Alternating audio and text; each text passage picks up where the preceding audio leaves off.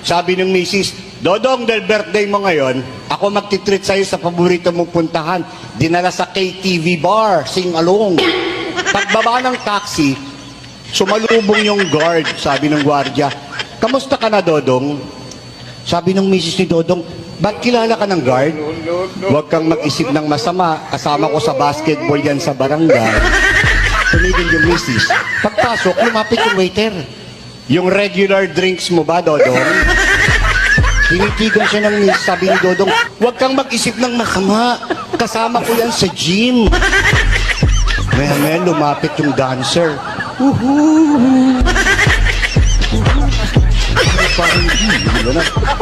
Lumapit yung dancer! Sabi kay Dodong, yung special show ba ulit, Dodong? Galit na galit yung misis, kinaladkad si Dodong papalabas ng bar. Sakay ng taxi, sabi ng driver, wow, Dodong, ang pangit ng nakuha mo ngayon.